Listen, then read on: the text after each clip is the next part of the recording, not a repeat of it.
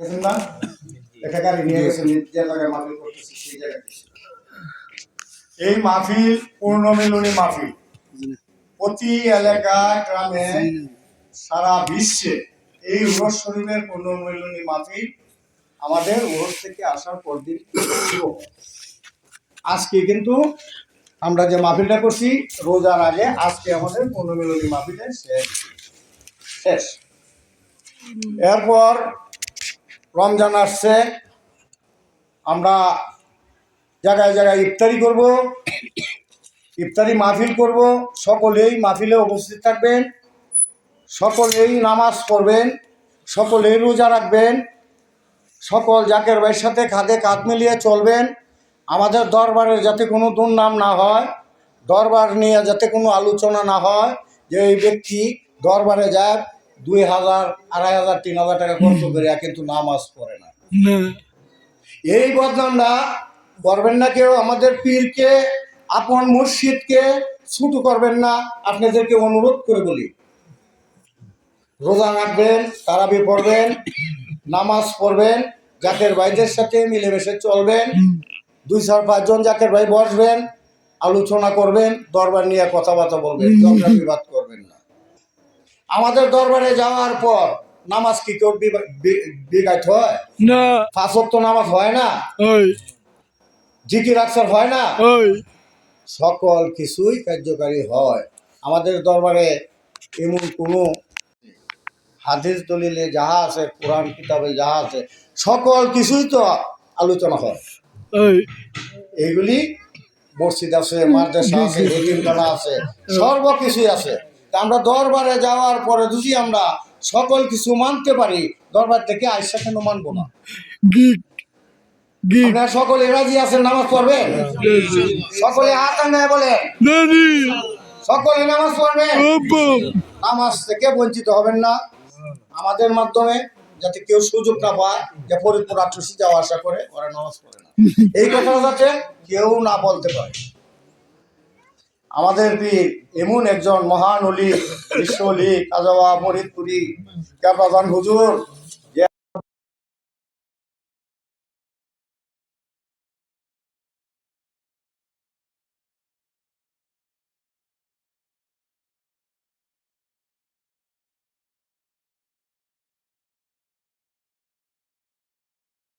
লোক আসে, দেখছেন না বিদেশিরা কেমনে আসা যাওয়া করে। আমাদের ভাগ্য ভালো।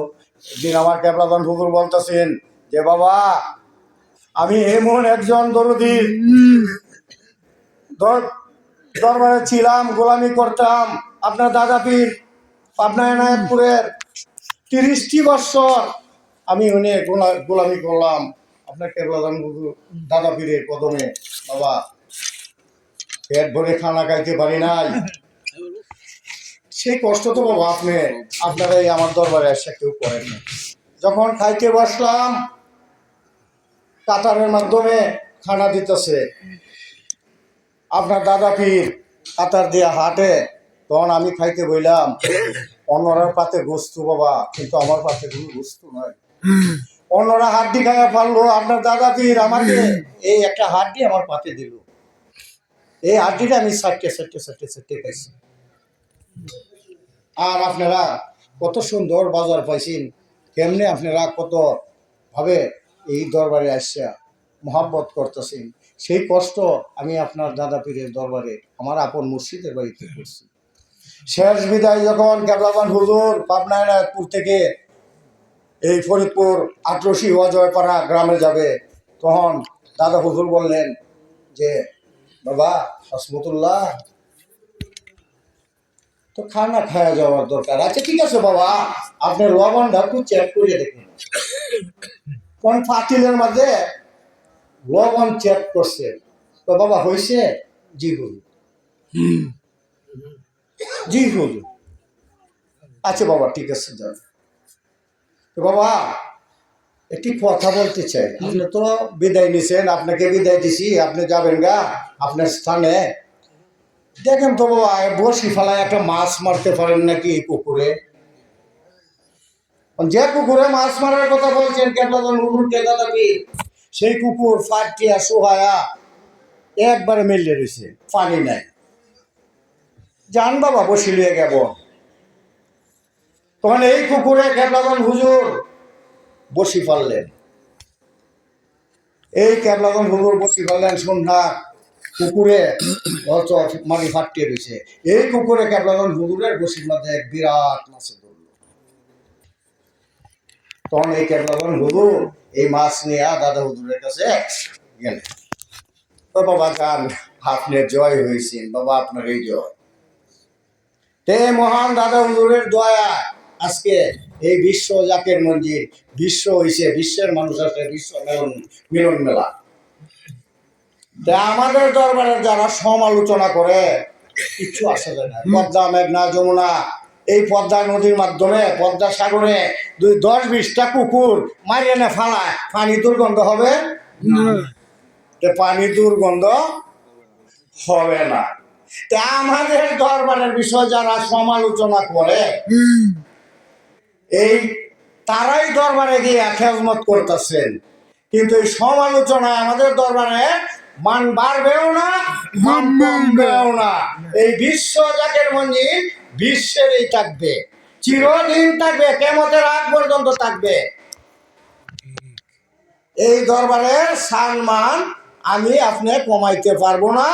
আল্লাহ রাসূল নিজে পরিচালনা করে, মানুষ পরিচালনা করার মতো শক্তি এই বিশ্ব জাকের মঞ্জিলে এই নামানদারি করার মতো কারো শক্তি নাই।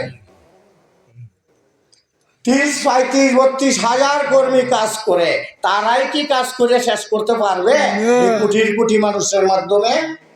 এনে আল্লাহ রাসূল নিজে পরিচালনা করে। গাছে মানে, পাতায় মানে, মশায় মানে, কুকুর মানে, পিঁপড়ায় মানে, এই যে গুড় চিনি দিয়া মুড়ি দিয়া বন্ধের মাধ্যমে যার জঙ্গলের কানি খাইতেছেন, কোন জায়গায় পিঁপড়া পাইছেন? কোন জায়গায় মশা পাইছেন? কোন জায়গায় কয়েল জ্বালায়? এই যে বস্তুশালা পেঁচকানা যেখানে বস্তু কোবায়, প্রতিদিন হাজার হাজার গরু জবাই হইতেছে, এনে কোনো মাছি কেউ দেখছেন? খানার মাঠে কোনো মাছি আছে?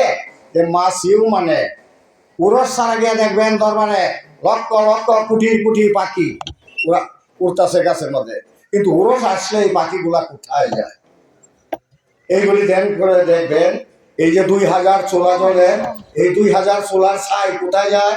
এই 2000 সোলার প্রতিদিন দুজি ছাই দলা করে এনে তাল দেওয়া যায়, তাহলে আমাদের 10% টাইম 20% টাইম ভরতে হবে না? কিন্তু এই যে 4-5 দিন লাগা জাল জ্বলে, ছাই গুলা কোথায় যায়?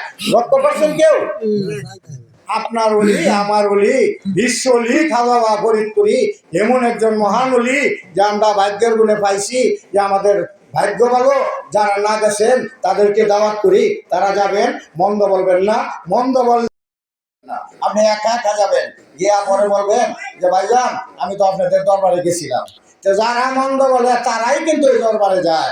এখন যারা ওয়াজ করে এই দরবারে টাইছে, এই তারা কিন্তু বলে যে আমরা অনেক সময় এই জাকের ভাইয়ের খেজমত আটকা দিতাম, এই জাকের ভাইদেরকে নিষেধ দিতাম, আর এখন আমরাই দরবারে ওয়াজ করি। খালো বাবা আমাদেরকে মাফ করবেন, আল্লাহ রাসূল আমাদেরকে মাফ করবেন, বারবার মাফ চায়। তা আমাদের দরবার নিয়ে কথা বলবেন না। আপনাদেরকে দাওয়াত করলাম মহাপবিত্র ফাতেহা শরীফ 18 বৈশাখ যাবেন, জাকের ভাইদের সাথে আলোচনা করিয়া যাবেন। আমার কথার মাধ্যমে যদি ভুল ত্রুটি হয়ে থাকে আল্লাহর হস্তে ক্ষমা করে দেবেন। আমি একটা গুনাহগার, আমি সকলের তে পাপী, আমি সকলের তে পাপী, আমার তে পাপী আর কেউ নাই। যে বিশ্ব জাকের মঞ্জিলে খেজমত আপনাদের সাথে চলাচল আপনাদের দয়ায় করতেছি, খাজা বাবার দয়ায় করতেছি। আমি একা কিন্তু করা সম্ভব না, আমি একা করা সম্ভব না। ইয়া ভাইজান মুজাদ্দিদি, মেজো ভাইজান মুজাদ্দিদি, খাজা বাবা ফরিদপুরি, আসসালামু আলাইকুম ওয়া রাহমাতুল্লাহ। এই রহিম ভাই, না আপনি দাওয়াতটা দিয়ে দিন, আমাদের কর্মী প্রধান, আপনি দাওয়াতটা দিয়ে দিন।